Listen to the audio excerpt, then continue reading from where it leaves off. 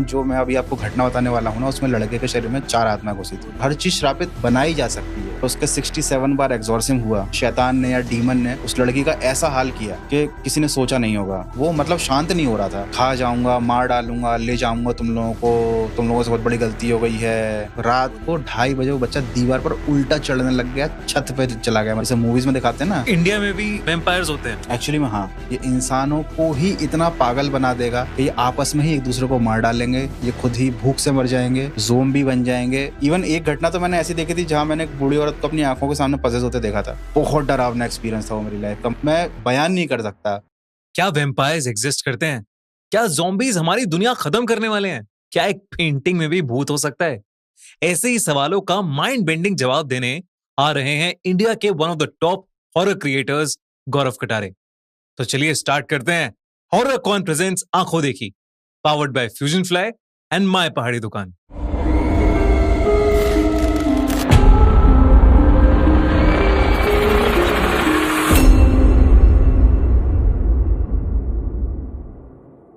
गौरव भाई, welcome to आंखों देखी पॉडकास्ट। बहुत अच्छा लग रहा है आज आप हमारे इस सेट पर आए हैं हमें हॉरर स्टोरीज सुनाने। मैं सीधा आपसे सवाल पूछूंगा। आपने यूट्यूब की जब जर्नी स्टार्ट करी थी तो आपने एक मन की आवाज, एक मोटिवेशन चैनल से स्टार्ट किया था। फिर अब हम देखते हैं गौरव कटारे एक्स्ट्रा जो यूट्यूब चैनल है, उसमें एक से एक हॉरर के लेजेंड्स और एकदम डार्क चीजें हम कवर करते हैं उसमें। तो एकदम ये मोटिवेशन से हॉरर का स्विच कैसे हो गया?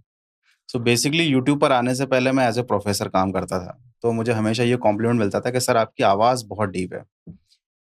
तो मैंने उसको एज ए एक्सपेरिमेंट ट्राई किया यूट्यूब पर। मुझे लगा कि स्टूडेंट्स को मोटिवेशन चाहिए होगा और मैं जॉब भी करता था। तो मैंने एक वॉइस ओवर वाला चैनल स्टार्ट किया जहाँ पर मैं फेस शो नहीं करता था। नोबडी नोज़ कि ये गौरव कटारे है। और उस चैनल को बहुत सक्सेसफुल रहा वो चैनल, अभी भी है। देन उसके बाद धीरे-धीरे जब मैं यूट्यूब की दुनिया में घुसा, तो मुझे हॉरर के कंटेंट में बहुत इंटरेस्ट आने लगा।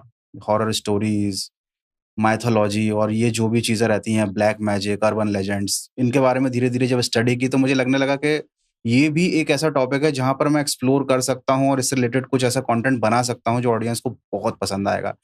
ऐसा लग रहा था कि एक्चुअली ऑडियंस क्रेव कर रही है इस चीज़ के लिए और बहुत कम क्रिएटर हैं यूट्यूब पर जो इस टाइप का कंटेंट उस टाइम पर बना रहे थे जब मैंने गौरव कटारे एक्स्ट्रा चैनल स्टार्ट किया था।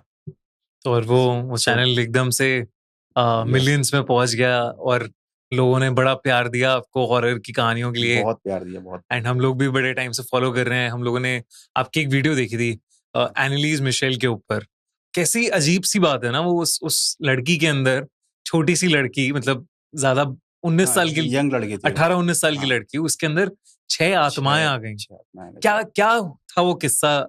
आपने इतनी डिटेल वीडियो बनाई है तो मैं जरूर चाहूंगा कि आप हमारी ऑडियंस को वो बताइए।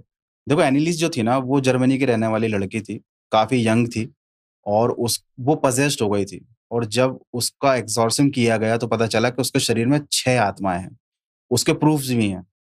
और जब वो पजेस्ड थी तो उसकी हालत इतनी बुरी हो गई थी कि आप बिलीव नहीं कर सकते। इंटरनेट पर उसके रियल फ़ोटोज़ अवेलेबल हैं। जब वो सही थी तो कितनी सुंदर लगती थी और उसके बाद कह सकते हैं शैतान ने या डीमन ने उस लड़की का ऐसा हाल किया कि किसी ने सोचा नहीं होगा। फिर उसके 67 बार एग्जॉर्सिज्म हुआ। 67 बार? 67 बार एग्जॉर्सिज्म हुआ और इसी दौरान जब वो अपने घर में रहती थी तो वो ऐसा कहते हैं, मतलब ऐसा इंटरव्यूज वगैरह में, डॉक्यूमेंट्रीज में मैंने सुना है कि वो अपना यूरिन पी लेती थी, कीड़े मकोड़े खाती थी और वो खुद को मारना चाहती थी। वो चाहती थी कि उसका शरीर खत्म हो जाए। वो अपनी जिंदगी से तंग आ चुकी थी। और इसी के ऊपर एक फिल्म भी बनी थी, yes, exorcism of Emily Rose. Right. इससे इंस्पायर्ड होकर बनी थी मूवी। तो ये जैसे 6 आत्माओं का आना, अ, एक फिल्म में हमने देखा, कहानी पढ़ी तो थोड़ा बहुत दिमाग घूमता है कि ये कैसे पॉसिबल है। लेकिन ऐसी कोई कोई किस्सा आप जानते हैं जहां पे आपको लगा हो कि मतलब कि हाँ ये पॉसिबल है, ये हो सकता है? देखिए ये पॉसिबल तो है और ऐसा किस्सा नहीं है, एक रियल घटना है, 3 महीने पहले की है। 3 महीने पहले की? बिल्कुल 3 महीने पहले की है। मेरे एक रिलेटिव ने मुझे रात को 3 बजे कॉल करके बताया क्योंकि वो बिलीव ही नहीं करता था इन सारी चीज़ों पर। इवन जब वो मेरा कंटेंट देखता था तो मुझसे डिस्कस करता था कि भैया आप ये सब क्या बनाते हो, भूत वूत नहीं होते। बट जब उसने ये चीज़ अपनी आंखों से होते हुए देखी तब एक्चुअली में उसने खुद फ़ोन लगा के बताया कि भैया ऐसी-ऐसी घटना हो गई है और मैं सच में अब बिलीव करने लग गया हूँ। लेकिन उस घटना को एक्सप्लेन करने से पहले मैं आपको बताना चाहता हूँ, जो कभी किसी यूट्यूब वीडियो में नहीं बताया गया, एनालिस्ट के केस से रिलेटेड एक बात। वो जो केस था उसको बहुत ज़्यादा हाइप किया गया था। सबसे पहले तो उस केस के ऊपर एक बुक आई थी, देन उसके ऊपर मूवी बनी थी और ये जो केस था ना उससे नंबर्स जुड़े हुए हैं, जो लोगों को एक्साइट करते हैं कि 67 बार एक्सॉर्सिज्म हुआ, 6 आत्माएँ थी उस लड़की के अंदर, इस टाइप की चीज़ें। जबकि ये इस टाइप का जो पोज़ीशन है ये बहुत कॉमन है। ये केवल एनालिस्ट के साथ नहीं हुआ था। एक्चुअली में एनालिस्ट का केस बिगड़ गया था। उसका बहुत लंबे टाइम तक सही इलाज नहीं हुआ जो एक्चुअली उसको मिलना चाहिए था। बहुत से लोग ये दावा करते हैं कि वो माल न्यूट्रिशन से मर गई थी, जिसको कुपोषण बोलते हैं। तो ये एक्चुअली शैतान आपको ऐसे ही मारता है।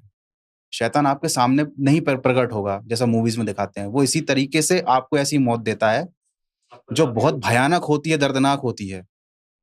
तो एनालिस्ट का केस बिगड़ गया था और लोगों को ये केस सुनने में इसलिए मज़ा आता है क्योंकि इसके साथ नंबर्स जुड़े हुए हैं। अगर सोचो इसी के साथ एक आत्मा होती, तो शायद उसको इतना ज़्यादा लोग हाइप नहीं देते, इतना ज़्यादा उनको मज़ा नहीं आता। ये एक्चुअली कॉन्सेप्ट हमारे इंडिया में है और गाँव के लोग जानते हैं, इसको सवारी बोलते हैं। सवारी? यस, सवारी। सवारी मीन्स कैरियर। हुँ। एक इंसान का शरीर सवारी बन जाता है एक प्रेतात्मा के लिए और वो दूसरी प्रेतात्माओं को बुलावा देता है कि शरीर पर कब्जा करना, पोजीशन करना आसान है। मैं घुस चुका हूँ क्योंकि देखो जैसे इंसान इंसानों को देख सकते हैं, प्रेतात्माएँ भी आपस में एक-दूसरे को देख सकती हैं, ठीक है? तो जब वो देखती हैं कि किसी इंसान के अंदर प्रेतात्मा चली गई है, इसका शरीर अभी कमज़ोर है, तो बाकी भी कब्ज़ा करने की कोशिश करती हैं। और ऐसा नहीं है कि एक शरीर में एक ही आत्मा घुस सकती है। जैसे एनेलिस के शरीर में 6 आत्माएँ घुसी थी, मैं विश्वास करता हूँ जो मैं अभी आपको घटना बताने वाला हूँ ना, उसमें लड़के के शरीर में 4 आत्माएँ घुसी थी। आज से 3 महीने पहले रात को करीब 3 बजे मुझे फ़ोन आया रोहित का, रोहित शाक्या, मेरा रिलेटिव लगता है वो, झांसी में रहता है। उसने मुझसे बोलना चालू किया कि भैया मेरे दोस्त के शरीर में आत्मा घुस गई है, ऐसा हो गया, वैसा हो गया। तो मुझे लगा शायद ये कुछ प्रैंक कर रहा है, मज़ाक कर रहा है। तो मैंने हाँ, उससे कि बोला ये कि यार वही वही है ना, ये आपका यस, रिलेटिव जो नॉन बिलीवर था। यस, ये नॉन बिलीवर था। ये बिल्कुल विश्वास नहीं करता था। इवन इसको मेरा कंटेंट देखना भी पसंद नहीं था। तो मुझे एकदम से यकीन नहीं आया कि यार ये बंदा जो इस टाइप की बातों पर कभी बिलीव नहीं करता था, ये फ़ोन लाकर बोल रहा है कि मेरे दोस्त के शरीर में आत्मा घुस गई है। रात को 3 साढ़े 3 का टाइम था, पता नहीं। बहुत देर हो मतलब बहुत लेट हो गया था। फिर फाइनली फिर मैंने सुबह उसको कॉल बैक किया तो उसने मुझे पूरी घटना बताई, पूरी डिटेल में बताई। मैं आपको बताता हूँ। 5 दोस्त थे, रोहित, नवीन और बाकी 3 दोस्त और थे और ये सब लोग पार्टी कर रहे थे। इनमें से किसी एक फ्रेंड का बर्थडे था। तो पार्टी करते-करते इनको हो गई देर, मतलब 12 साढ़े 12 बज गए और बॉयज़ की पार्टी थी, जैसी जनरली होती है वही था। तो 12 बजे होने के बाद इन लोगों ने सोचा कि घर तो जाएँगे नहीं अभी क्योंकि पेरेंट्स डाँट लगाएँगे। ये सब लोग जॉब करते हैं बट फिर भी थोड़ा-सा रहता है कि भाई घर जाऊँगा, पेरेंट्स डाँट लगाएँगे, थोड़ा और घूमते-फिरते मस्ती करते हैं, चलेंगे। तो इनका एक फार्म लैंड है, शहर से थोड़ा-सा दूर बाहर। तो वहाँ पर फार्म हाउस अभी बना नहीं है, केवल बाउंड्री वॉल उन लोगों ने उठा रखी। तो ये जनरली वहाँ दिन में जाते थे। तो इन्होंने सोचा चलो वहाँ चलते हैं, वहीं वॉल पर बैठेंगे, मस्ती करेंगे और फिर चलेंगे 1 आध घंटे में। 3 बाइक्स थी, 5 लोग थे। ये सब वहाँ पहुँच गए और इन्होंने 1 घंटे वहाँ मस्ती करी। इन्होंने उस चीज़ पर ध्यान नहीं दिया कि उस फार्म हाउस पर जाने के 2 रास्ते थे। एक रास्ते में थोड़े से खड्डे थे, तो इन लोगों ने एक अच्छा रास्ता चूज़ किया। नई सड़क बनी थी लेकिन वो रास्ता शमशान घाट से लगा हुआ था, शमशान से होते हुए जाता था। और ये लोग चूँकि इन सब बातों पर विश्वास करते ही नहीं थे, तो ये लोग आराम से चले गए और पार्टी की कर रखी थी तो मौज-मस्ती भी कर रहे थे, हँसते-हँसाते। तो जो नवीन था, वो रास्ते में रुका था और उसने सड़क के किनारे पेशाब की थी। ये सारी बातें मैं आपको शुरुआत में बता रहा हूँ बट इन सब चीज़ों को उन्होंने बाद में रिकॉग्नाइज़ किया था, जब इनके साथ घटनाएँ घटने लगी थी। अभी तक तो इन्हें ध्यान ही नहीं दिया था कि चल क्या रहा है। 1 घंटे उन्होंने मस्ती करी, रात को 1:30 बज गए करीब। इन लोगों ने ऑब्ज़र्व किया कि नवीन कुछ नहीं बोल रहा, नवीन चुपचाप बैठा हुआ है, बिल्कुल पार्टिसिपेट नहीं कर रहा, ये लोग इधर-उधर की दुनियादारी की बातें कर रहे थे। बट रोहित ने ऑब्ज़र्व किया कि यार ये चुपचाप नहीं बैठा है, ये कुछ आवाज़ें निकाल रहा है। कुछ अजीब-सी गुर्राने की, एक अजीब-सी आवाज़ थी। मैंने पूछा भी उससे कि किस टाइप की आवाज़ थी? अ, कुछ एक्सप्लेन करो, तो उसने बोला मैं समझा नहीं सकता आपको। ऐसा लग रहा था कि वो अपने मुँह से आवाज़ नहीं निकाल रहा वो। बस आवाज़ आ रही थी और बहुत अजीब-सी आवाज़ थी। जैसे पेट से निकल रही हो या हाँ, कहीं से अजीब-सी आवाज़ जैसे टाइप। अंदर से कुछ भारी-सी आवाज़ आ रही हो। तो इन लोगों ने शुरू में तो मज़े लिए उसके कि क्या हो गया, है ना? चलो इसको घर छोड़ देते हैं। लेकिन फिर इनको लगा कि यार शायद लगता है तबीयत बिगड़ गई है। तो इन लोगों ने उससे पूछा कि भाई क्या इश्यू है? तो उसने बोला कि नहीं, नहीं कुछ नहीं। सब नॉर्मल है। उन्होंने बोला चलो घर चलते हैं। अब सबसे पहला टास्क इन लोगों का था नवीन को उसके घर पर ड्रॉप कर देना। ये लोग जा रहे थे, 3 बाइक्स थी। इन लोगों ने नवीन को पीछे बैठा लिया था। केंद्रीय विद्यालय करके एक जगह है, उसके सामने का रास्ता बहुत सुनसान पड़ता है और वहीं से करीब 100 मीटर की दूरी पर रोहित का ऑफिस भी था। वहां पर जाकर जिस बाइक पर नवीन था वो बाइक बंद हो गई। अब इन लोगों ने नई बाइक खरीदी थी, 2 R15 ली थी, नई ब्रांड न्यू, मुझे मालूम है। ठीक है। तो एक R15 इनकी बंद हो गई, उसकी नंबर प्लेट भी नहीं आई थी, बिल्कुल चकाचक गाड़ी थी, पेट्रोल फुल था, उसमें कोई इशू नहीं था। इन लोगों का होगा, लगा होगा कुछ नई गाड़ी है, हो गया होगा कुछ इशू। तो इन लोगों ने क्या किया, नवीन को दूसरी गाड़ी पर बैठा ला और उसके पीछे भी एक बंदे को बैठा दिया। और रोहित ने क्या किया कि वो जो बाइक बंद हो गई थी, वो ऑफिस 100 मीटर दूर था, तो उसने धक्का लाकर गाड़ी वहां पर लगा दी। अब बाइक हो गई 2, एक बाइक पर 3 लोग आ गए और एक बाइक पर 2 लोग। जैसे ही बाइक आगे बढ़ी जिस पर नवीन बैठा था बीच में, बाइक थोड़ी आगे चल के फिर बंद हो गई। ये दूसरी बाइक दूसरी वाली बाइक बंद हो गई। अब इन लोगों को लगा कि यार ऐसे कैसे हो सकता है। इन लोगों ने बहुत कोशिश की, गाड़ी चालू कर ली, क्योंकि अभी एक बाइक पे तो 5 लोग जा नहीं सकते थे। गाड़ी इन लोगों ने आगे बढ़ाई, पता नहीं सडनली क्या हुआ, जो बाइक चला रहा था बंदा, बता रहा हूँ, वो 6 फीट हाइट थी उसकी, अच्छा खासा मतलब पावरफुल बंदा था। और ये जो नवीन था ना, बहुत दुबला पतला लगा था, बिल्कुल सूखा। बाइक एकदम से इनकी स्किड हो गई, जैसे किसी ने आगे का पहिया चक्का रोक दिया हो। स्किड हो गई, गिर गए, तीनों को पैरों में चोट आ गई। अब ये लोग बहुत परेशान कि भाई क्या चल क्या रहा है। मतलब थोड़ा थोड़ा इनको माइंड में क्लिक होने लग गया था कि ये नॉर्मल नहीं है, ये हमारे साथ बैड लक चल रहा है, कुछ इस टाइप का सोच रहे थे लोग। भूत भूत वाली बात अभी इनके दिमाग में नहीं आई थी। उसके बाद उन लोगों ने गाड़ी आगे बढ़ाई और इन लोगों ने सोचा कि अब नवीन के घर नहीं जाते हैं, क्योंकि इसकी हालत लग रही है थोड़ी सी ज्यादा खराब। उसकी आंखें बिल्कुल लाल हो चुकी थी। इन लोगों को लगा शायद से इसकी तबीयत बिगड़ने वाली है। तो जो एक और लड़का था उसका घर बिल्कुल पास में था, उसके घर ये लोग लेकर जा रहे थे 2 बाइक्स पे। बाइक कब चालू थी, तीनों के घुटने छिल चुके थे जो बाइक चला रहे थे। अब वहां पर घर के मोड़ पर एक हनुमान मंदिर था, बहुत छोटा सा मंदिर जिस पर किसी का ध्यान भी नहीं आता था, लेकिन वो बहुत प्राचीन था। अच्छा। ये लोग जैसे ही वहां पर टर्न किए तो जो अपना नवीन था वो गाड़ी से कूद गया बाइक से, हाँ, चलती बाइक से कूद गया। हाँ, वो मंदिर क्रॉस नहीं किया उसने, वो वहीं रुक गया और जमीन पे जैसे ही उसके पैर पड़े, ये लोग बताते हैं कि वो कुछ और ही बन गया। मतलब वो नवीन जिसको ये जानते थे, एक दुबला पतला लड़का, एक शांत स्वभाव का लड़का, उसके शरीर में इतनी अलग एनर्जी आ गई थी कि ये लोग डर गए। वो इतनी जोर जोर से चिल्लाने लगा, इन लोगों से ऐसी बात करने लगा कि तुम सबको साथ लेकर जाऊंगा, आज तुम लोग नहीं बचोगे, और मैं यहाँ से आया हूँ। वो बता रहा अपने बारे में कि मैं केंद्रीय विद्यालय से आया हूँ, ये है वो है। और वो इतनी जोर जोर से 2-2 3-3 आवाजों में चिल्ला रहा है, तो आसपास के लोग जाग गए। 2-3 आवाजों में चिल्ला रहा है और उसने अपना सर दीवार से मारना शुरू कर दिया, खुद को हार्म पहुंचाने के लिए। तो इतना चीखना चिल्लाना हुआ, तो और रात के करीब बज गए थे अपने 2-2:30 बज गए होंगे इस ये सब होते होते। सब लोग निकल कर आ गए, सब लोग अपनी बालकनियों से झांक रहे कि क्या नाटक चल रहा है ये, है ना। यहाँ पर ये सब माहौल चल रहा था, तो रोहित ने क्या किया, जिस लड़के के घर पे ले जा रहे थे उनको, उसके मम्मी पापा को कॉल करके बुला लिया। अब ये 4 लड़के और उसके घर वाले मिलकर एक छोटे से बच्चे को, मतलब छोटा सा बच्चा तो नहीं कह सकते, 50 किलो तो वेट होगा ही उसका, है ना, दुबले पतले से को खींच नहीं पा रहे हैं मिलकर सब लोग, उसको मंदिर क्रॉस नहीं करवा पा रहे हैं। ये लोग बता रहे थे कि उसके अंदर इतनी ताकत कैसे आ गई, मतलब वो हिल नहीं रहा था, ऐसा लग रहा था कि इतना वजन है उसमें। इन लोगों ने कोशिश की कि जैसे उसको नीचे से उसको उठा लो और उठा के सीधे घर में ले चलो, क्योंकि यहाँ तमाशा हो रहा है, ज्यादा देर तक चला तो शायद लोग पुलिस को भी बुला लें। और ये लोगों ने थोड़ी सी ड्रिंक कर रखी थी, तो इन लोगों को थोड़ा डर भी लग रहा था। तो फाइनली फिर जैसे तैसे करके इसको उठा के ये लोग ले गए, घसीट घसीट के जैसे तैसे करके। लेकिन घर में वो शांत नहीं बैठ रहा। घर में एक बड़ा सा आंगन था, सिर दीवारों पर मारना, चीजें तोड़ना फोड़ना, चिल्लाना, एक अलग ही एनर्जी से। तो घर के लोग भी डर गए। तो सबने क्या किया कि इसको पकड़ के खटिया से बांध दो। 2 लोगों ने उसके पैर पकड़े, अलग एक एक पैर को 2-2 लोगों ने पकड़ा, हाथ पकड़े, और भाई तीसरे बंदे ने बांधना चालू किया। उसको पूरे घर की जितने दुपट्टे उपट्टे थे, रस्सी ऐसे जनरली घर में तो मिलती नहीं है, दुपट्टे साड़ी जो मिला उससे पूरा हाथ पैर खटिया से उसको बांध दिया। और वो मतलब शांत नहीं हो रहा था। खा जाऊंगा, मार डालूंगा, ले जाऊंगा तुम लोगों को, तुम लोगों से बहुत बड़ी गलती हो गई है, अब देखता हूँ ये वो। बोले उसको ऐसा ऐसा क्या मतलब नशा था, ऐसा क्या फितूर था। ये लोग समझ गए, अब इनको यकीन आ गया कि ये कुछ सुपर नेचुरल है। मतलब अब कोई डाउट वाली बात ही नहीं थी। और चूंकि जिसके घर पे ले गए थे, उनके मम्मी पापा ने बोला कि इसके ऊपर एक साया है। अब इन लोगों ने सारे फ्रेंड्स को फोन लगाना शुरू किया।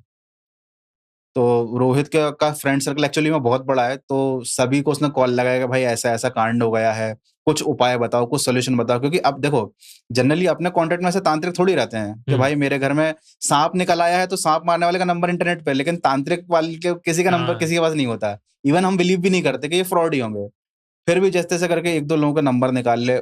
उन लोगों ने फोन पे बताया कि भाई नींबू से ये करो, उसके माथे पर ये लगा दो, कपूर लगा दो, और मतलब जो भी टोटका लोगों ने बताया सब किया, सब फेल। फिर फाइनली एक फ्रेंड ने सजेस्ट किया, एक मुस्लिम अंकल हैं, उसके मामू लगते थे, वो लड़का भी मुस्लिम था, तो बोला मेरे मामू हेल्प कर सकते हैं, तो आप कॉल लगा लो, ये नंबर है। उन्होंने फोन लगाया, रोहित ने पूरा किस्सा बताया। किस्सा बताते बताते ही उसके मामू, वो जो मामू थे है ना, उन्होंने बोला कि तुम लोगों की गाड़ी रुक गई थी क्या, बंद हो गई थी क्या? बोले हाँ हाँ। कह लगा तुम्हें ऐसा लगा था कि उस गाड़ी को किसी ने आगे से रोका, गिरी थी, एक्सीडेंट हुआ था? बोले नहीं, वो नहीं, दूसरी हुई थी। तो उन्होंने मतलब, रोहित बोल रहा कि यार मैं कैसे बिलीव ही नहीं कर सकता कि एक आदमी जिससे मैंने लाइफ में पहली बार बात की, रात को 3 बजे मैंने उसको फोन लगाया, उसने फोन उठा लिया और उसको मालूम है कि ऐसा ऐसा हो गया। तो उसने ये बोला कि देखो बेटा, रात के इतने इस टाइम पे मैं बाहर नहीं निकलता, क्योंकि मुझे ये सब चीजों का नॉलेज है। तो मैं यहीं से उसको शांत कर देता हूँ, इतना शांत कर दूंगा कि वो सो जाएगा, तुमको परेशान नहीं करेगा। लेकिन सुबह उसको जैसे ही सूरज उगे तुरंत मेरे पास लेकर आना है। एक्चुअली उनका घर 20-30 किलोमीटर दूर था और रात में वो निकलना अवॉइड ही करते हैं।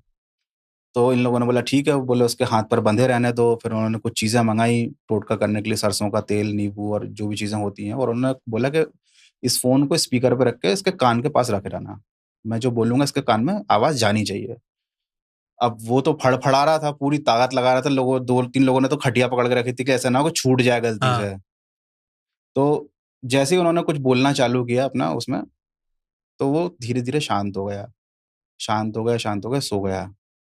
अब इन लोगों को समझ में आ गया कि भाई मतलब सामने वाले व्यक्ति ने ओवर दी फोन, फोन पे कॉल के दौरान उस व्यक्ति को शांत कर दिया। उसको पता चल गया कि भाई ऐसी ऐसी घटना हो सकती है। तो इनने पूछा कि क्या हुआ, तो उन्होंने बताया कि ये तुम्हारा जो दोस्त है, ये बन गया सवारी, इससे कुछ मिस्टेक हो गई है। तो किसने क्या क्या किया था, किसी पेड़ के नीचे इसने मूता था, या कुछ कुछ बोले इसने रास्ते में बाथरूम तो की थी, लेकिन अब पेड़ के नीचे की या नहीं थी वो तो थोड़ी कौन ध्यान देता है कि भाई दोस्त कहाँ जाकर क्या कर रहा है, अंधेरा था, सब मस्ती कर रहे थे। बोले वहां से एक आत्मा चिपकी। बोले हाँ, क्योंकि उसके बाद वो प्लॉट की जो बाउंड्री वॉल थी उस पर बैठ के गुर्रा रहा था। बोले उसके बाद वो जिस रास्ते से तुम चलते हुआ है, उस रास्ते पे जितनी आत्माएं थी, उनको वो बुलावा देता गया। एक केंद्रीय विद्यालय चढ़ी होगी। बोले हाँ, वो बोल रहा था कि मैं केंद्रीय विद्यालय से आया हूँ, अब नहीं छोड़ूंगा। बोले ऐसे करते करते जो जो तुम्हारे साथ इंसिडेंट होता गया, एक गाड़ी खराब, दूसरी गाड़ी खराब, मंदिर के दर, आत्माएं चिपकती गई, चिपकती गई। इसके शरीर में 4 आत्माएं हैं।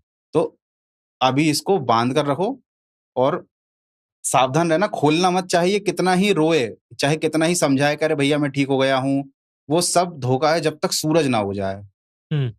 तो भाई ये सब लोग रात में बैठे रहे, जागते रहे, लाइट वाइट जला के, और वो सोता रहा।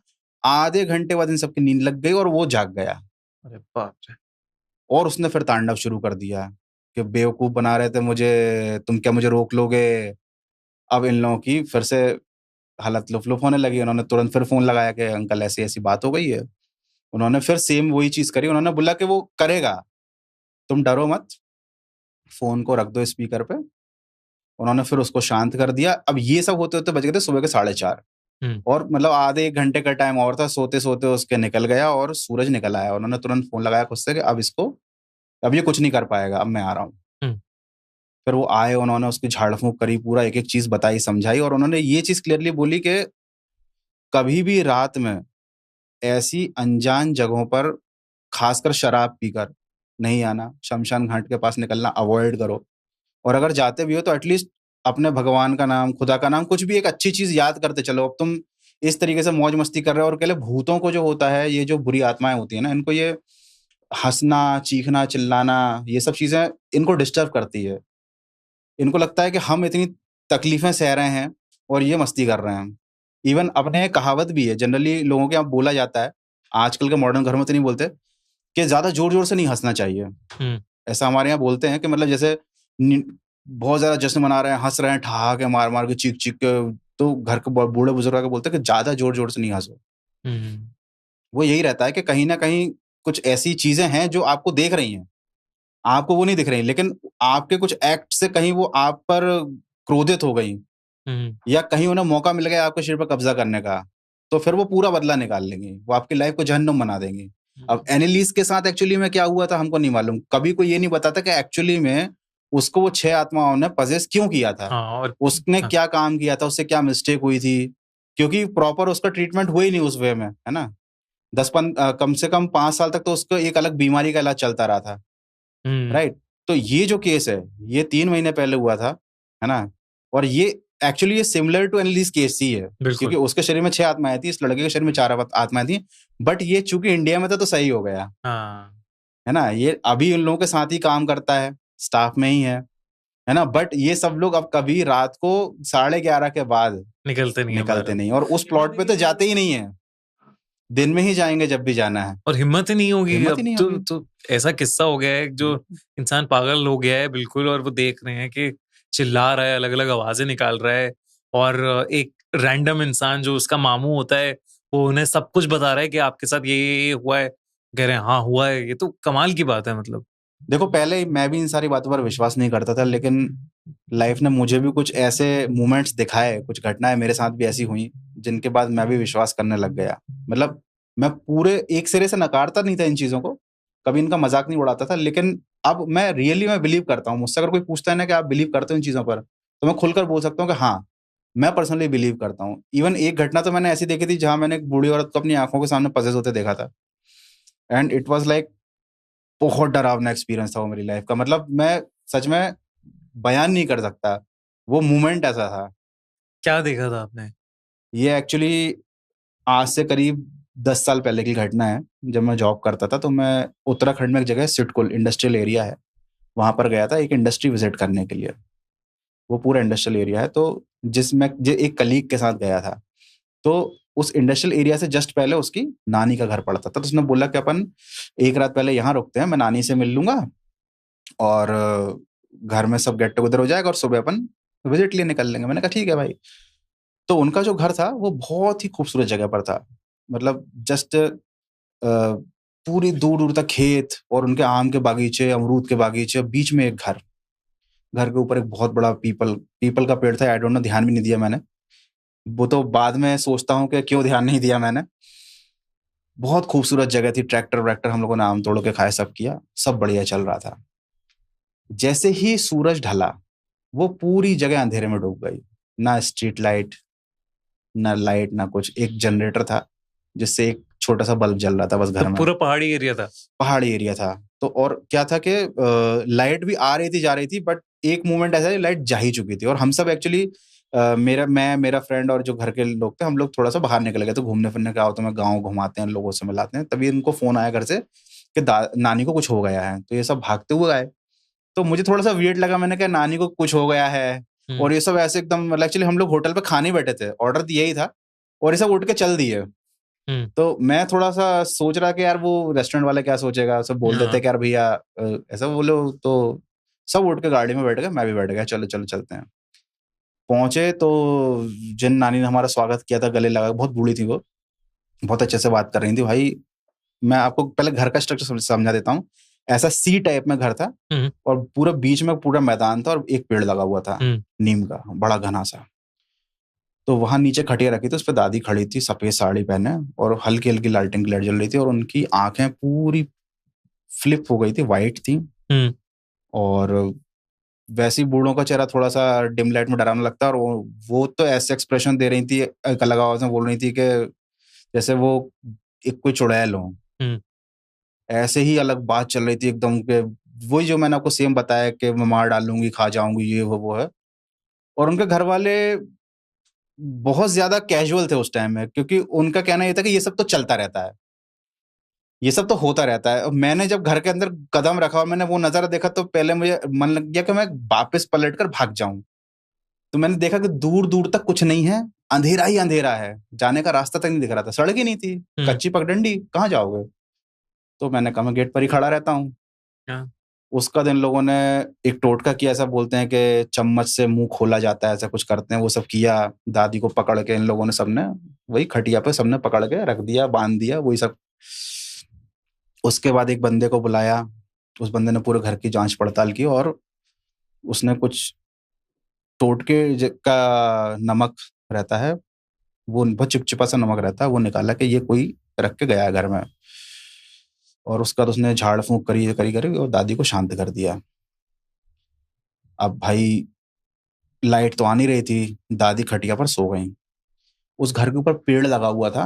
अब बताऊं, जब क्या होता है कि हमारे यहाँ जब स्ट्रीट लाइट्स वगैरह जलती तो आसमान बहुत अंधकार इस टाइप से दिखता है, लेकिन जब पूरी तरह अंधेरा होता है ना, तब हमारी आंखें ऐसी एडजस्ट हो जाती है कि हमें आसमान में उजाला दिखने लगता है रात में। तो मुझे आसमान में उजाला दिख रहा था क्योंकि मैं इतने टाइम से अंधेरे में था, 2-3 घंटे हो गए थे। तो आसमान ब्राइट था, चांद की रोशनी थी और मकान के ऊपर इतना बड़ा सूखा पीपल या बरगद का पेड़ था और उस पर कौवे ही कौवे बैठे हुए थे। और ये मैंने रियलाइज नहीं किया था कि उस पेड़ पर जो मैं देख रहा हूँ वो पत्ते नहीं है, एक्चुअली में वो कौवे हैं। मैं छत पर गया थोड़ा रिलैक्स होने के लिए। मैंने कहा थोड़ा यहाँ सांस ले लेते हैं खोल के, कि नीचे तो बहुत गड़बड़ माहौल चल रहा है। और मेरे हाथ से मेरा एक स्टील का गिलास से पानी पिया था, वो गिरा तो एकदम से बहुत तेज आवाज आई, फट फट फट करके। तो पहले तो मेरा कलेजा गले में आ गया कि ये क्या है। और फिर मैं देखा आसमान में कौवे ही कौवे उड़ रहे हैं भाई साहब, चीख निकल गई मेरे। का यार ये क्या है नीचे? हाँ नीचे ये चल रहा है और ऊपर पेड़ था, और पेड़ बढ़िया घना पेड़ था। पता चला वो पेड़ घना नहीं था, वो तो सूखा था। और जो घनापन दिख रहा था वो कौवे बैठे हुए थे उस पर। इतने कौवे लाइफ में किसी ने देखे नहीं होंगे, और वो उड़ गए ऐसा ही एकदम। हाँ मे बी ऐसे ही बैट्स थे, हो सकता है कौवे ना हो, बैट्स भी हों, कुछ चिड़िया भी हों। But that moment was very scary, मतलब ऐसा मूवी का सीन चल रहा हो कोई। मैं भाग कर नीचे आया, दादी का मामला सेट हो चुका था। ये लोग बहुत कैजुअल थे कि हाँ ये गांव में झाड़ फूंक और जादू टोना तो चलता रहता है, हाँ तो वहां पे आपकी हालत बुला लेंगे किसी पुजारी को, नो इशू। अब उन्होंने क्या किया कि मेरे को हॉरर स्टोरी तो खत्म हो चुकी है, अब कॉमेडी स्टोरी चालू होने वाली है। बोले कि आप लोग सो जाइए कमरे में। तो हम इस कमरे में सोया, सामने वाला कमरा है और डबल बेड था, और उसमें एक पोस्टर लगा था रानी मुखर्जी का दुल्हन के रूप में। पहले बहुत चलते थे पोस्टर, मैंने ध्यान नहीं दिया। अब वो लोहे का दरवाजा था, मैं बिस्तर पे अंदर की साइड लेट गया भाई, दीवार से सट के, और इस साइड मेरा दोस्त सोएगा, मैं तो बीच में सोऊंगा, मैं कोने में नहीं आऊंगा। गेट फिर बंद हो जाए, बार बार गेट बंद हो जाए, अपने आप गेट बंद हो जाए, तो भाभी आके बोलती कह रहे वो पत्थर लगा देती हूँ मैं। फिर उन्होंने बोले काम करना, तुम लोग सुबह तक बेड से मत उतरना, मैं बिस्तर को बांध देती हूँ, इससे क्या होगा कि कोई होगा भी अगर तो वो बेड पे नहीं आएगा। अरे मैंने कहा यार ये तो बॉर्डर बॉर्डर लाल रंग के धागे से बिस्तर के चारों पायों को बांध दिया। बोले अब सुबह ही मतलब किसी को जाना है वॉशरूम तो करके आ जाओ। मैंने कहा मेरे को नहीं जाना, मुझे नहीं ही जाना, क्या पता बाथरूम में कोई पकड़ ले भाई। उसके बाद हम लेट गए, लाइट थी नहीं, मैं ऊपर देख रहा हूँ रानी मुखर्जी का पोस्टर मुझे देख रहा है, वो मुझे ही देख रही है। शी वॉज लाइक ऐसे के दुल्हन की तरह, और ऐसा भी गेम चल रहा कमला हॉरर गेम, कमला हॉरर गेम, तो वो उस टाइम की कमला थी भाई रानी मुखर्जी। वो ऐसे देख रही मुझे बिल्कुल आंखों में आंखें डाल के। मैंने कहा शिट, मैं देखने नहीं हूँ उस साइड, इस साइड करवट करता हूँ। और मैं सो गया। फिर कब सुबह हुई, फिर सुबह सारा फिर सेम वही खुशहाली का माहौल, जैसे कल रात को कुछ हुआ ही ना हो। मैंने पेड़ों को देखा, पेड़, मैंने कहा बहुत डरा है इस पेड़ ने। अरे रुको रुको और रुको थोड़ा सा। मैंने कहा और नहीं, हम अभी जाएंगे। बोले अरे खाना वाना खा के जाओ, लस्सी वस्सी पी के जाओ, पराठे बनाए भाभी ने। मैंने कहा ठीक है खा लेते, बट मैंने कहा भाई सावन दोस्त है मेरा, मैंने कहा अब चलते भाई, बहुत हो गया आज का, इससे ज्यादा और नहीं ले पाऊंगा मैं, इससे नहीं ले पाऊंगा। जैसे तो सो तो गया वो सब, और नहीं। वो फर्स्ट एक्सपीरियंस था भाई, बहुत मतलब समझ में आ गया कि ऐसा हल्के में नहीं लेना इन सब चीजों को, सीरियसली लो, और लगे तो थोड़ा सा मामले को सुलझा लो। ऐसा नहीं कि अरे होता ही नहीं है, होता ही नहीं है, बिल्कुल ठीक बात। इवन एक्चुअली क्या जो लोग साइंस पर बहुत ज्यादा बिलीव करते हैं ना, वो सिरे से नकारते हैं, जबकि एक्चुअली ये भी हो सकता है किसी तरीके का साइंस जो अभी तक एक्सप्लोर ही नहीं हुआ है। बिल्कुल, है ना। सो जो चीज समझ में नहीं आती हमेशा ऐसा नहीं है कि वो एग्जिस्ट नहीं करती है। जैसे आपने वेम्पायर्स के ऊपर भी वीडियोस बनाई हुई हैं, तो वेम्पायर्स भी आप मानते हो कि होते हैं? एक्चुअली में हाँ, इसके पीछे एक बहुत लॉजिकल रीजन देता हूँ मैं आपको। आपने पिरामिड्स और इजिप्ट कल्चर में देखा होगा, ऐसे ह्यूमंस रहते थे जो आधे जानवर जैसे थे, किसी का ईगल का सर है, किसी का शेर का सिर है। बिल्कुल। हाइब्रिड ह्यूमन जिनको बोलते हैं, एडवांस टेक्नोलॉजी वाले। हमारे यहाँ भी वो थे, एक अवतार थे, नरसिंह अवतार, जो शेर जैसे थे। तो जब ये सारी चीजें पॉसिबल है ना, इवन हमारे देवता भी थे जो गणेश जी भी हैं, तो ऐसा क्यों पॉसिबल नहीं है कि एक चमगादड़ के गुण और एक इंसान के गुण मिक्स हुए हों एक जमाने में, जब इस टाइप के की सभ्यताएं, इस टाइप के लोग थे, एग्जिस्ट करते थे, है ना। कुछ लोग हवा में उड़ सकते थे, है ना, कुछ लोग पानी में रह सकते थे। तो ऐसा भी हो सकता है, पॉसिबल है 100%। आज के समय में बहुत सारी प्रजातियां एक्सटिंक्ट हो गई हैं, तो इसका मतलब ये नहीं था कि वो पहले एग्जिस्ट नहीं करती थी, है ना। अब वैम्पायर जो है कल्चर, वो उसको इतना मॉडर्नाइज कर दिया गया है हॉलीवुड के द्वारा कि आप वैम्पायर का मतलब यही इमेजिन करते हो कि एक पेल वाइट स्किन है, स्मार्ट सा लड़का है। जिन लोगों ने न्यू मून और इक्लिप्स ये सारी मूवीज देखी हैं, वो वैम्पायर मतलब यही समझते हैं। हाँ, ड्रैकुला के 2 दांत हैं और रात में बस लड़कियों का ही खून चूस रहा है वो। सो ये तो मॉडर्नाइजेशन हो गया उसका, एक कैपिटलाइजेशन। एक्चुअली में अगर आप बहुत सारे भारतीय मंदिरों में जाओगे तो आपको कुछ ऐसे स्क्रिप्चर्स दिखेंगे, कुछ ऐसी मूर्तें दिखेंगे जो एक्चुअली में प्राचीन काल के वैम्पायरों के ही हैं, बट आप उन्हें पहचान नहीं सकते। जिनको राक्षस बोलते हैं, उनके दांत ऐसे ऐसे निकले रहते थे, है ना, वो एक्चुअली उस टाइम के वैम्पायर थे। बट हम अलग अलग समझते हैं कि वैम्पायर विदेश में ही होते हैं और इंडिया में नहीं होते हैं, ऐसा नहीं है। तो इंडिया में भी वैम्पायर्स होते हैं? यस, इंडिया में भी वैम्पायर होते थे। जैसे अभी वर्ल्ड में आप कहीं पर भी जाओ तो आप कहीं से किसी वैम्पायर को पकड़ कर नहीं ला सकते, आपके पास केवल लोक कथाएं ही हैं, अर्बन लेजेंड्स ही हैं, है ना। तो सिमिलरली इंडिया में भी प्राचीन काल के ग्रंथों में और सभ्यताओं में इन सब चीजों का जिक्र है, बस शब्द बदल गए हैं, नाम बदल गया है। लेकिन पहले अपन वैम्पायर की बात करते हैं। ठीक है। बेसिकली एक बहुत इंटरेस्टिंग केस है। वैम्पायर के नाम पर फॉरेन कंट्रीज में और यूरोप में एक टाइम पर बहुत किलिंग्स हुई हैं, विचेस के नाम पर और वैम्पायर्स के नाम पर। किसी को भी अगर निपटाना हो तो उसके बारे में अफवाह फैला दो कि भाई ये विच है, विचक्राफ्ट करती है, काला जादू करती है, गांव के लोग उसे पत्थर मार मार कर खत्म कर देंगे। ठीक है। एक ऐसा केस आया था 80s का था, 1892 का था, यूएस का एक केस था। एक लड़के का जिसका नाम था मर्सी ब्राउन। उसके घर में सब लोग मर गए, उसकी माँ, उसकी बड़ी बहन और उसका एक भाई। ये तीनों मर गए किसी बीमारी से, और फिर फाइनली इसकी भी डेथ हो गई। जब इन सबको दफना दिया गया तो बचे घर में इसके पिता और इसका एक छोटा भाई एडवर्ड। लेकिन एडवर्ड की तबीयत भी बिगड़ने लगी, तो गांव के लोगों ने बोला एडवर्ड के फादर से कि तुम्हारे घर पर कोई श्राप लगा है, तुम्हारा ही कोई घर वाला है जो मरने के बाद भी बाकी लोगों को मार रहा है ना, और तुम्हारे बेटे को भी वो मार रहा है, वो वैम्पायर टाइप से कुछ है। अब वैम्पायर के लोगों ने क्या इमेज बनाई थी कि मरने के बाद ये लोग दफनाते थे, कब्र से रात को निकलेगा जो भी मरा हुआ इंसान है, अपने ही घर में से किसी का खून पिएगा और वापस आकर कब्र में सो जाएगा। तो इसी अफवाह के चलते सारे गांव वालों ने वो एडवर्ड फैमिली की 3 जो कब्रें थी वो खोद दी। तो उसकी माँ की लाश सड़ी निकली, उसकी बहन या भाई की लाश सड़ी निकली, लेकिन वो जो लड़की थी मर्सी, उसकी लाश एकदम वेल प्रिजर्व्ड कंडीशन में थी। 2 महीने पहले दफनाई गई लाश बिल्कुल भी नहीं सड़ी। ये देखकर सभी गांव वालों का शक पक्का हो गया कि हो ना हो यही वैम्पायर है और इसी की वजह से इसका भाई बीमार है। तो उन्होंने उसकी लाश को जब काटा तो उसमें से ताजा खून निकला। फिर उसके बाद गांव वालों ने उसकी बॉडी को डिसमेंटल किया और पूरा खत्म कर दिया, और उसका हार्ट निकाल कर बाहर लाकर सबके सामने, गांव वालों ने सबने सबके सामने बीच में रखकर जला दिया उसके हार्ट को। और उसकी जो राख थी, ये सच्ची घटना बता रहा हूँ, उसकी राख को उसके भाई को दवाई में मिलाकर पिलाया कि ये रिचुअल है, इससे वैम्पायर का जो श्राप है तुम पर खत्म हो जाएगा।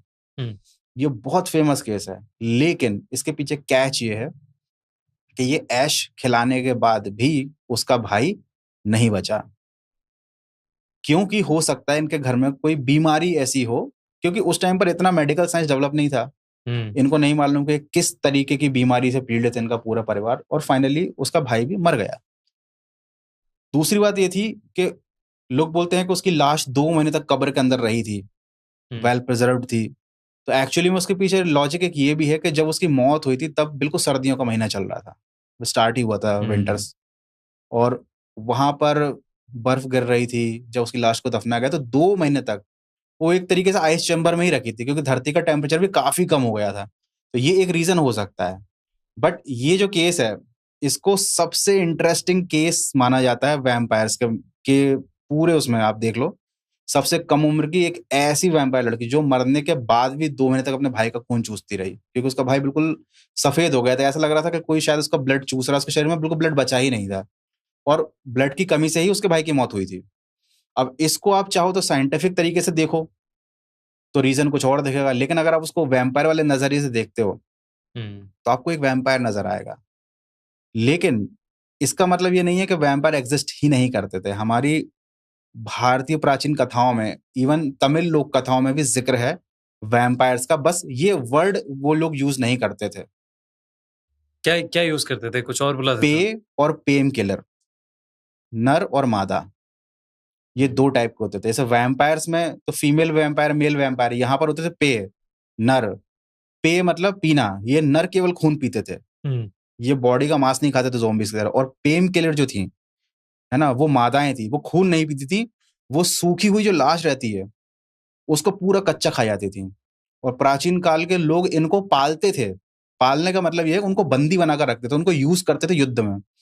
इन्हें दुश्मन की सेनाओं पर छोड़ दिया जाता था ताकि दुश्मन की सेनाओं के सैनिकों को मारकर उनका खून पी जाएं। और जब इनके यहाँ जब युद्ध खत्म होता था, इतनी सारी लाशें होती थी, तो उन लाशों के मांस और खून पर ये सारे जितने पे और पेम किलर होते थे ये पलते थे। ये जाइंट्स थे, जाइंट्स वाले जो वैम्पायर जो होते हैं, युद्ध में यूज किए जाते हैं। ये लोक कथाएं हमारे भारत में भी हैं, लेकिन ये इतनी प्रचलित नहीं है क्योंकि ना इन पर मूवीज बनती है, ना कोई इनके बारे में बात करता है। इवन आई एम श्योर आपके और मेरे दोनों का कंटेंट देखने वाले लोग हॉरर जोन से ही होंगे, लेकिन पे और पेम किलर के बारे में 90% लोगों ने सुना भी नहीं होगा। बिल्कुल, मैंने भी कभी नहीं सुना था, आपने मुझे बताया तो पहली तो बार ये है मैं। अपना भारतीय प्राचीन वैम्पायर जो एग्जिस्ट करते थे, और इनकी मूर्तियां भी हैं। जैसे हमारे देवताओं की मूर्तियां मंदिर में कि भाई उनका रूप कैसा था, कैसे दिखते थे, वैसे पे और पेम किलर भी आप इंटरनेट पर सर्च करोगे आपको मिल जाएंगे। अच्छा, और वैम्पायर जो वर्ड है ये 2 टर्म से मिलकर बना है, वैम और PIR, पिर। ठीक है, हंगेरियन वर्ड होते हैं, ब्लड और ड्रिंक, खून पीने वाला। यही शब्द सिमिलरली हमारे लोक कथाओं में भी यूज किया जाता है, और इसको कहा जाता है रक्त पिपासु। रक्त पिपासु पिपासु मतलब जो रक्त का प्यासा हो।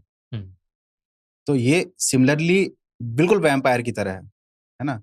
और इनके पीछे के ओरिजिन की कोई स्पेसिफिक कहानी नहीं है। ऐसा कहा जाता है कि ये देवता के श्राप की वजह से कुछ स्पेसिफिक कबीले के लोग खून के प्यासे बन गए थे, जिनको फिर लोग यूज करते थे। श्रापित चीजों की जब हम बात करते हैं तो आप मानते हो वो चीजें भी श्रापित होती हैं, ऑब्जेक्ट्स भी श्रापित होते हैं? पेंटिंग्स है, किताबें हैं, रिंग्स हैं, कितनी सारी चीजें हैं। जी बिल्कुल विश्वास करता हूँ, और लेकिन उस तरीके से नहीं जिस तरीके से लोग समझते हैं। श्रापित का मतलब ये नहीं होता कि उस चीज के अंदर से भूत निकल कर आ जाएगा या फिर वो चीज श्रापित है। एक्चुअली में हर चीज अपने अंदर एक एनर्जी को एब्जॉर्व करती है, चाहे वो ये माइक हो, ये कोई पेंटिंग हो, या हमारे कपड़े हो, है ना। हर चीज वाइब्रेशन से बनी है, एनर्जी से बनी है, एटम से बनी है। ये सारी चीजें तो जानते हैं, डीप में नहीं आएंगे।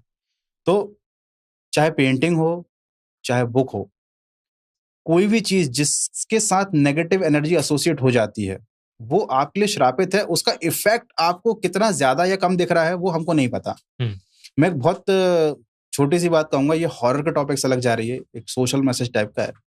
बहुत से लोगों को ये कहते सुना है कि भाई नॉनवेज मत खाया करो, क्योंकि जब जानवर को मारते हैं तो उसके शरीर में जो हार्मोन्स रिलीज हो रहे होते हैं, डर के, भय के, मृत्यु के, वो कहीं ना कहीं उसके बॉडी में रहते हैं। और वो चीज, वो एक डेड बॉडी आप अपने शरीर के अंदर लेकर घूम रहे हो, तो वो एनर्जी थोड़ी देर के लिए आपके साथ एसोसिएट होती है ना। अब कितने लोग इस चीज पर विश्वास करते हैं, कितने विश्वास नहीं करते, वो एक मैटर ऑफ चॉइस है। ठीक, लेकिन ये चीजें इस तरीके से काम करती हैं, है ना। आप कैसे एक जगह से कपड़े लाकर पहन रहे हो, लोग कपड़ों का यूज करके काला जादू कर देते हैं, लोग खाने में चीजें मिला देते हैं, लोग बाल काट कर उससे वुडू डॉल का यूज कर, वुडू डॉल की तरह यूज करते हैं। तो हर चीज की एनर्जी का मिसयूज किया जा सकता है और हर चीज श्रापित बनाई जा सकती है ना। अब जैसे कि आपने बात निकाली कि क्या चीजें भी श्रापित हो सकती है, वैसे ये पेंटिंग्स लगी हुई हैं इतनी सुंदर सुंदर। दुनिया में ऐसी 10 तस्वीरें हैं जो सबसे ज्यादा श्रापित मानी जाती हैं, क्योंकि उन्हें जिस भी घर में लगाया जाता है उस घर में कुछ ना कुछ मिसहैपनिंग हो जाती है। घर में आग लग जाना, घर के सदस्यों का बीमार पड़ जाना, उनके असमय मौत हो जाना। एक तस्वीर है, इसका नाम है the anguished man. Anguished man, yes. और इस तस्वीर को किसने बनाया है ये नहीं पता, लेकिन इसके जो ओनर हैं सीन रॉबिन्सन, उन्होंने इस तस्वीर को अपने घर में सेफ लॉक करके रखा है, क्योंकि वो जानते हैं कि ये तस्वीर श्रापित है। और उसके पीछे रीज़न ये है कि जब उनकी दादी की मौत हुई थी, तब दादी ने मरने से पहले उनको ये तस्वीर सौंपी थी और कहा था कि ये दुनिया में बाहर नहीं जानी चाहिए, ये तस्वीर श्रापित है। और उनकी दादी ने ये भी बताया था कि जिसने ये तस्वीर बनाई है, उसने तस्वीर को रंग करते समय अपना खून उस रंग में मिलाया था। उसने बहुत ही दुःख में, एक अलग टाइप की सोच में इस तस्वीर को बनाया। आप अगर इसका फ़ोटो लगाते हैं, तो लोग भी देख पाएँगे कि एक दर्द में तड़पते हुए इंसान की तस्वीर है, जैसे किसी को नरक की आग में जलाया जा रहा हो, एक ऐसा इंसान। तो एक इंसान के खून से बनी हुई तस्वीर है। ये तस्वीर उनकी दादी को कैसे मिली, इसके बारे में उन्होंने कभी किसी को नहीं बताया, क्योंकि वो नहीं चाहते कि लोग इसकी गहराई में जाएँ। और इतने सारे म्यूज़ियम्स ने उनको मिलियंस ऑफ डॉलर के ऑफ़र दिए हैं। इवन जहाँ पर एनाबेल डॉल रखी हुई है, उस म्यूज़ियम वाले ने भी सीन को ऑफ़र दिया था कि ये पेंटिंग आप हमारे उसमें रख दीजिए म्यूज़ियम में। बट उन्होंने मना किया कि मैं चाहता ही नहीं हूँ कि ये तस्वीर कोई अपनी आँखों से देखे। बहुत बहुत ज़्यादा रिक्वेस्ट करने पर उसकी फ़ोटोज़ जो हैं, वो इंटरनेट पर, एक फ़ोटो ही है बस, एक बार उन्होंने अलाउ किया था, बस वो फ़ोटो इंटरनेट पर है। और उन्होंने ये भी बताया था कि जब वो तस्वीर दादी ने उन्हें हैंडओवर की थी, उसके बाद से करीब 1 साल तक उनके घर में भी पैरानॉर्मल एक्टिविटी होती रही।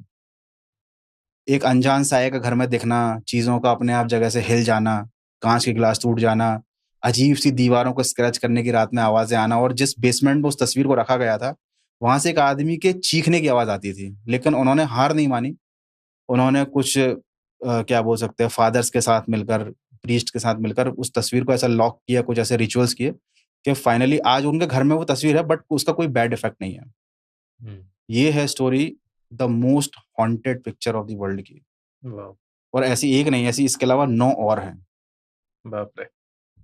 और किताबें भी कर्स्ड होती हैं? यस। सी देखिए, जैसा मैंने आपको बताया ना वाइब्रेशंस के बारे में, सेम चीज़, जो चीज़ अपनी पिक्चर्स पे इम्प्लीमेंट होती है, सेम वही चीज़ बुक्स के साथ होती है। बुक्स ज़्यादा हॉन्टेड हो सकती हैं, क्योंकि तस्वीर को केवल आप देखते हो, बुक को आप पढ़ते हो, और बुक में लिखे वर्ड्स को आप अपने मुँह से दोहराते हो।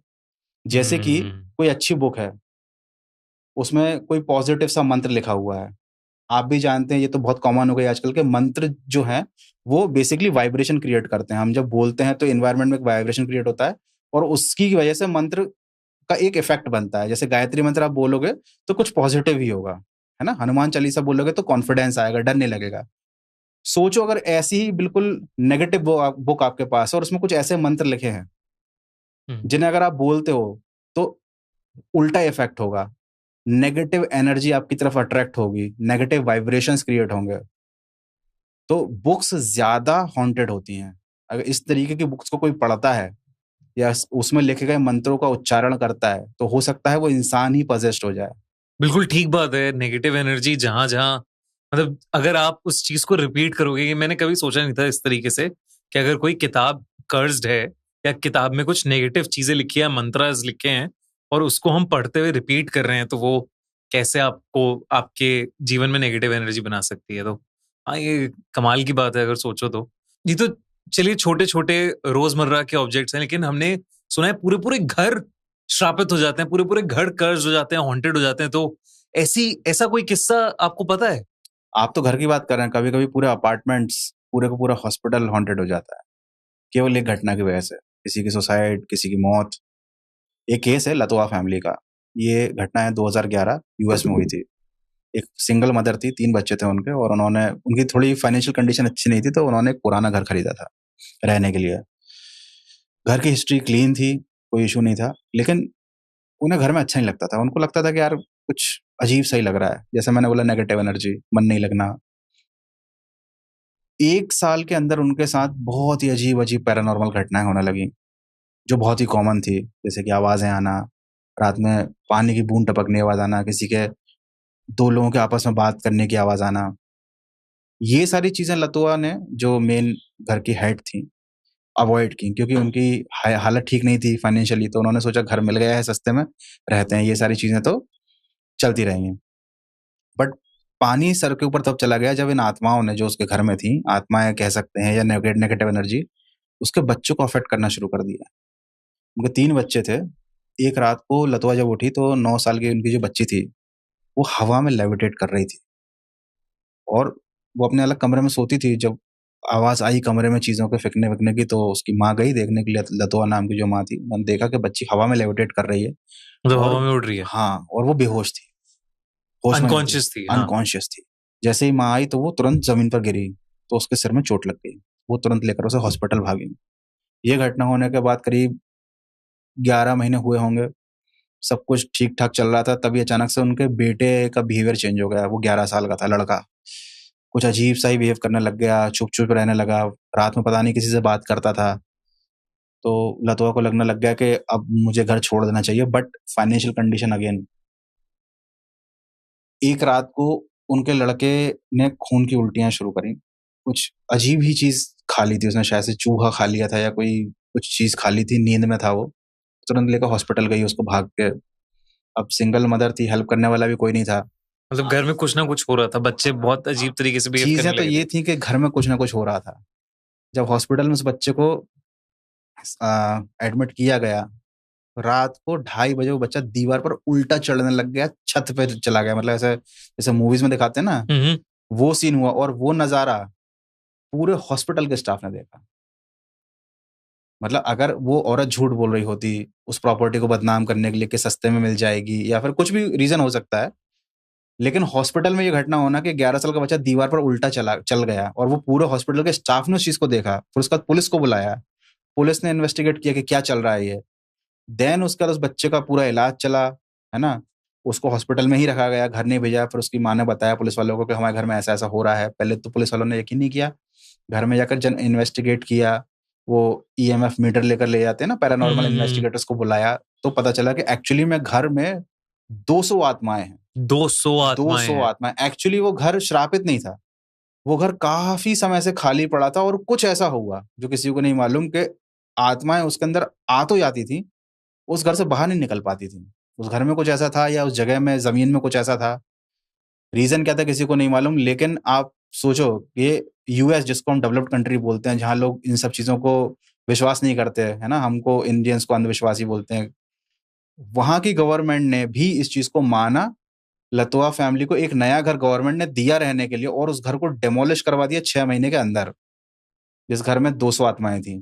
वाह! जब गवर्नमेंट की अथॉरिटीज़ ये काम कर रही है इस चीज़ को समझकर, तो सोचो ये केस कितना ज़्यादा ऑथेंटिकेट होगा। पूरा घर श्रापित हो गया।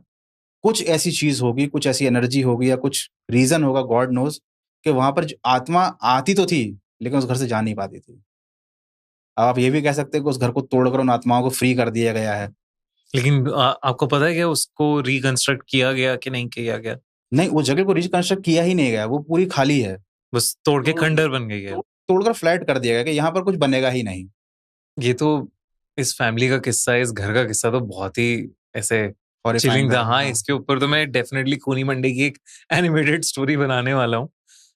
एक टॉपिक जो मैंने बार-बार आपकी वीडियोज़ में रिपीटेडली देखा है, वो है ज़ॉम्बीज़। ज़ॉम्बीज़ से आप बड़े फ़ैसिनेटेड हो, मतलब बड़ी सारी वीडियोज़ आपने ज़ॉम्बीज़ के ऊपर बनाई हैं। तो ज़ॉम्बीज़ सच में होते हैं या ये बस एक गो गोआ गॉन जैसी फ़िल्मों की या हॉलीवुड की? फैंटेसी तो नहीं है कहीं, बस ऐसा हाँ, है। सिर्फ़ फैंटेसी तो नहीं है जो लोग एन्जॉय करते हैं। होते हैं, असली असली में होते हैं, या आपको लगता है ऐसे हम लोग सब बन जाएँगे, आगे ज़ॉम्बीज़ बनने वाले हैं? क्या लगता है आपको इस टॉपिक के बारे में? हम लोग ऐसे बन नहीं जाएँगे, हम लोगों को ऐसा बना दिया जाएगा इंटेंशनली। देखिए, ज़ोंबी वायरस जैसा मूवीज़ में दिखाया जाता है, प्रलय तो वैसी ही आएगी एक दिन, लेकिन वो इंटेंशनली लाई जाएगी, क्योंकि आप खुद देखिए, दुनिया में सबसे ज़्यादा कीमती क्या है? जान? जान को बचाने के लिए रिसोर्सेज़, रिसोर्सेज़, हाँ, राइट? लैंड, पानी, पानी, हवा बिल्कुल। और खाना। जब पॉपुलेशन हद से ज़्यादा बढ़ जाएगी, तो ये जो यूज़लेस लोग हैं, जो गरीब लोग हैं, अमीरों की नज़र से बोल रहा हूँ मैं, ये जो बूढ़े लोग हैं, जो धरती पर बोझ हैं, जो कुछ इनके काम नहीं आ सकते, इनके स्लेव्स नहीं हैं, ये लोग रिसोर्सेज़ का यूज़ करते हुए अमीरों को देखेंगे कि ये ज़मीन का यूज़ कर रहे हैं, खेतियाँ कर रहे हैं, अनाज खा रहे हैं, पानी को गंदा कर रहे हैं, पानी यूज़ कर रहे हैं। लिमिटेड रिसोर्सेज़ पर अमीर अपना आधिपत्य जमाएगा, आज नहीं तो कल। ठीक है? ये दुनिया 2 हिस्सों में बँट जाएगी। अमीर बहुत ज़्यादा अमीर हो चुके होंगे और गरीब इंसान उनका स्लेव बन चुका होगा या उनके लिए यूज़लेस होगा। तब एक एक ऐसा तरीका ढूंढा जाएगा जो वर्ल्ड वाइड लेवल पर अनवांटेड ह्यूमंस को खत्म कर दे। और ये कोई बायो वेपन टाइप का नहीं होगा, इससे तबाही मच जाए या रिसोर्सेज खराब हो जाए। ये केवल इंसानों पर अटैक करेगा। ये इंसानों को ही इतना पागल बना देगा कि ये आपस में ही एक दूसरे को मार डालेंगे, ये खुद ही भूख से मर जाएंगे, ज़ोंबी बन जाएंगे। कुछ ऐसा तरीका निकाला जाएगा और ये लॉजिकली सही भी है। आप देखना, आज नहीं तो कल इस बारे में बात होगी। तो ज़ोंबी वायरस जैसे हम सोचते हैं कि एक लैब में बना वायरस था जो इंसानों में गलती से फैल गया, जरा आप खुद सोचिए लैब में ऐसा वायरस बना ही क्यों? ये चीज बनाई जा रही है, इस पर काम चल रहा है। जैसा कोरोना के टाइम में हुआ था, कोई किसी को बचा नहीं पाया था, सब अपने अपने घरों में बंद थे। वैसा ही एक दौर आएगा जब रिसोर्सेज लिमिटेड होंगे और एक ऐसा बायो वेपन यूज किया जाएगा जो इंसानों का इस धरती से खात्मा कर देगा, without polluting the earth. Resources बचे रहेंगे केवल सिलेक्टेड लोगों के लिए। तो ये जैसे कौन लोग ये लेकर आएंगे, सीक्रेट सोसाइटीज जो हम बात करते हैं? देखिए, पूरी दुनिया की इंडस्ट्री को, पूरे पॉलिटिकल कल्चर को, हर चीज को ये लोग कंट्रोल कर रहे हैं। और ये हम लोग आम इंसान को तब तक ही पनपने दे रहे हैं जब तक कि हम इनके लिए खतरा नहीं है, जब तक हम इनके स्लेव हैं। इनकी बनाई मैट्रिक्स में जब तक हम गुलामों की तरह काम कर रहे हैं, हम बिजी हैं, इनके नौकर बने हुए हैं, पैसे के पीछे भाग रहे हैं, तब तक हम जिंदा हैं, जब तक इनके सिस्टम के अकॉर्डिंग चल रहे हैं। यस, जिस दिन आप कॉन्शियस बनोगे, या तो आप इनमें शामिल हो जाओगे या आप रास्ते से हटा दिए जाओगे। And that is the truth. System के अकॉर्डिंग चलते हैं जब तक है जान, है ना। और इस सब चीजों में नहीं पड़ते, इल्यूमिनाती और सीक्रेट सोसाइटीज में पता नहीं क्या हो जाए, ज़ॉम्बी कब बन जाए। हम लोग तो एंजॉय करते हैं लाइफ, एंटरटेन करते हैं अपनी ऑडियंस को, और ऐसी कहानियों और वीडियोस के थ्रू एंजॉय हम भी करते हैं और ऑडियंस को भी कराते हैं। थैंक यू सो मच गौरव, आप आए और बहुत बहुत जेन्युइनली मैं दिल से बोल रहा हूँ, बहुत मजा आया आपकी कहानियों में। Story telling is amazing. और मैंने बीच में बोला भी आपको कि आवाज में एक रूटेडनेस है, एक हस्की वॉइस है जो बड़ा ऐसे दिल को सुकून भी देती है सुनते हुए। तो thank you so much for joining us. Thank you so much for inviting me on this show. 26 अक्टूबर को दिल्ली में हो रहा है फर्स्ट टाइम हॉरर कॉन, और जहां पर आपसे मिलूंगा, मैं दूंगा आपके सभी सवालों के जवाब। मिलकर करेंगे हम बहुत सारी मस्ती धमाल। टिकट्स लाइव हो चुके हैं, जल्दी से अपने टिकट ले लो और मिलते हैं हॉरर कॉन में। मुझे तो बहुत अच्छा लगा ये पॉडकास्ट। अगर आपने गौरव कटारे को अभी तक यूट्यूब पर चेकआउट नहीं किया है तो आप उनके चैनल पर जा सकते हैं और उन्हें चेकआउट कर सकते हैं। गौरव स्पेशली आज भोपाल से हमारे स्टूडियो में हमारे साथ शूट करने आए थे। ये पॉसिबल हो पाया हमारे ट्रैवल पार्टनर फ्यूजन फ्लाई की वजह से। इनफैक्ट अगर आप भी अपना ट्रैवल प्लान कर रहे हैं तो आप भी फ्यूजन फ्लाई यूज कर सकते हैं। बहुत ही अफोर्डेबल रेट्स और बहुत ही अच्छी कस्टमर सर्विस। फ्यूजन फ्लाई की वेबसाइट और ऐप की लिंक डिस्क्रिप्शन में।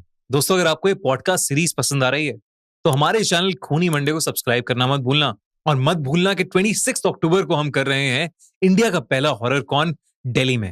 हॉरर कॉन की सारी डिटेल्स आपको पिन कमेंट की लिंक में मिल जाएंगी, तो जरूर चेकआउट करना।